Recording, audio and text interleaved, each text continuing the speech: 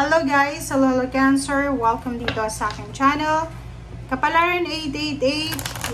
Welcome guys! Alamin natin kung anong messages, vibration, gabay, energy para sa inyong lahat. This is financial reading, money, career, pera, negosyo, basta pagkaperahan to. Ano ba ang mensahe na kailangan mong marinig sa ngayon? Okay. Ano ba? Cancer. Walang gustong magpakita sa'yo. Make a decision. Bakit make a decision? Okay, so this one, yung first card mo, Cancer, feeling stuck or indecisive, listen to your intuition and make a decision. So, kung ikaw daw, Cancer, ay feeling mo nasa stagnant ka, hindi ka makapag-desisyon, lalo na sa usaping pera, maghahanap ka ba ng trabaho or magdinegosyo ba or magiging empleyado, aalis ba or mag-i-stay. Ano man ito na desisyon na kailangan mo, sinasabi ng baraha na makinig tayo sa ating intuition bago tayo gumawa ng desisyon. Okay. Next card, sorry.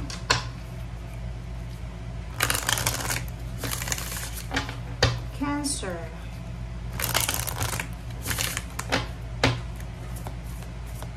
One card lang tayo dito sa second deck.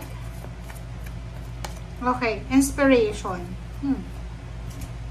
Yung inspiration card na to, pwedeng fire sign energy to. Sinasabi sir dito, Cancer, na kailangan mo siguro ng inspiration para dito sa kung ano man na desisyon na gagawin mo.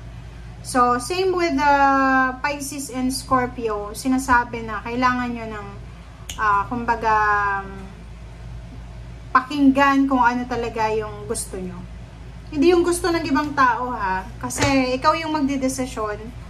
Kung halimbawa mali yung decision making mo, ikaw yung magsisisi. Diba? Walang sino man na pwedeng sisihin, kundi sarili mo. So, habang hindi ka pa nakakapag-desisyon, kailangan mong pag-isipang mabuti. Okay?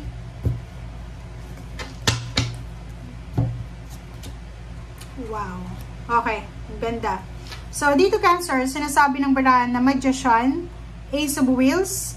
So, marami kang gustong mangyari sa usaping financial. Marami kang pinapangarap na trabaho, pinapangarap na bank account, how much bank account, kung pwede sana, ganyan, ganito. Pinapangarap na stability and security sa usaping trabaho. Okay? May pinapangarap kang negosyo, pinapangarap na posisyon sa trabaho, ganyan, ganito. Ang Magician na to ay nagsasabi sa'yo na lahat ng minamanifest mo, pinapangarap mo, ay pwedeng makuha mo. Depende yon kung pagtatrabahuan mo talaga. So, dito sa Magician, this one is, ibuboost niya yung self-esteem mo, yung confidence mo. Na sinasabi sa'yo dito, Cancer, na lahat ng pumapasok dyan sa isip mo, ay pwedeng magkatotoo yan. Depende lang kung paano yan tatrabahuhin. Kasi, di ba, dalawang klase yung manifestor eh. May nagmamanifest sa walang action, wala lang, nasa bahay lang, nakaupo lang, puro lang manifestation. Pero merong nagmamanifest na sobrang masipag, doble kayod. So kung ikaw yon, talagang makukuha mo talaga kung ano yan na minamanifest mo. Ang galing. Ito, financial scarcity, financial problems, or kung ano man. So, pwedeng dumaan ka or dumadaan ka sa sitwasyon na ganito. Yung parang hirap na hirap ka makatulog dahil sobrang nag-iisip ka para sa future ng pamilya mo. Unang-una kung may anak, apo ka, pamangkin, mga bata pa, parang maliit pa. So, yun yung isa sa rason kung bakit natatakot ka. Yung punong-puno ka ng fear and worries. Comment down below, Cancer, if you resonated. But sabi sa'yo dito, huwag kang masyadong mag-alala, diba? Huwag kang masyadong mag-alala. Yung iba sa inyo hindi makatulog sa sobrang pag-aalala. Dito sa 4 of Wands, sinasabi, huwag kang masyadong mag-alala kasi lahat ng inaalala mo na yan ay useless yan na alalahanin. Okay? Dito sinasabi ng 4 of Wands na yung security and stability na pinoproblema mo ay maayos yan sa tamang panahon, sa tamang pagkakataon. So, ang gawin mo lang sa ngayon, yun lang, gawin mo lang kung ano yung nararapat mong ginagawa or gagawin kasi yun lang yung importante sa ngayon. Okay? Diba?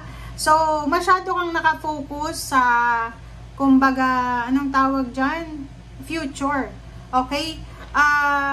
kailangan mong i-survive yung kasalukuyan, present situation. Eto muna, dito muna tayo mag-focus. Yun yung nangyayari sa'yo eh. Parang masyado kang nakafocus sa future. Masyado kang nakafocus sa outcome, sa result. Na nakakalimutan mo na kung wala yung current na action natin, walang magandang result.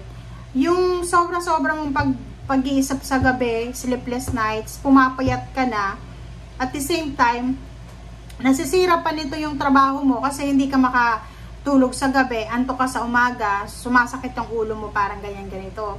Dito sinasabi ng baraha, yung King of Wheels, yung pera na yan na minamanifest mo, mamamanifest mo yan kung healthy ka. So unang-una, kailangan mo daw na i-secure yung health mo. Kasi kung palagi kang puyat, palagi kang pagod, palagi kang nag-iisip, hindi mo makukuha tong King of Wheels.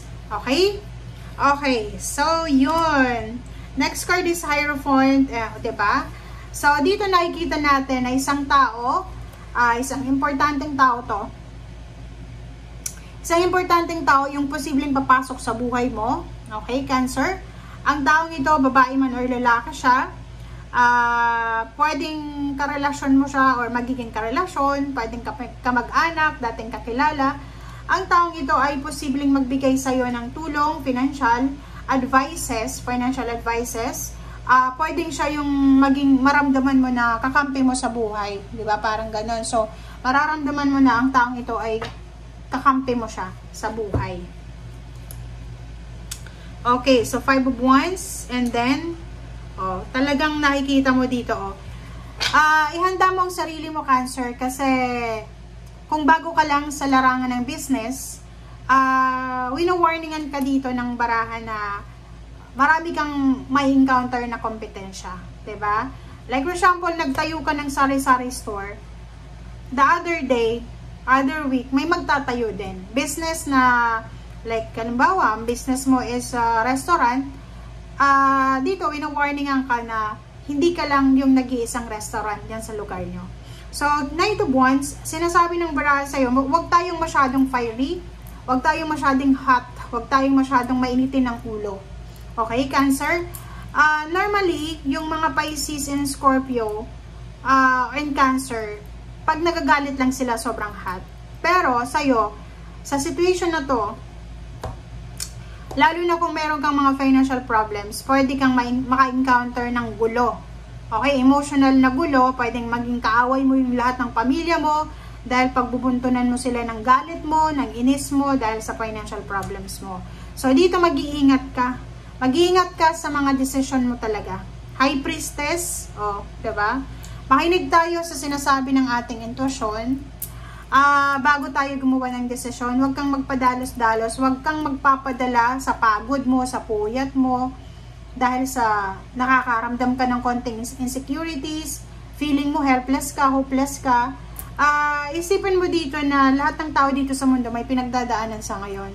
Kung pakiramdam mo kulang yung connection or feeling mo kulang yung attention na kukuha mo sa pamilya mo, isipin mo na lahat sila meron ding pinagdadaanan na struggle sa buhay. So, huwag tayong masyadong sensitive and emotional sa ngayon. High Priestess, sa loob ng trabaho, focus ka lang, dun lang sa trabaho. Kung nasa company ka, yun, dun lang ang focus mo sa ginagawa mo. Kung may mga nag-aaway dyan, nagkukompetensya, abandon the situation, withdraw yourself from that. Kasi hindi yan para sa'yo. Kasi pag yan pinasok mo, ma-involve ka dyan, ikaw na yung magiging kawawa dyan. Okay? So, thank you guys for watching and see you again. Bye!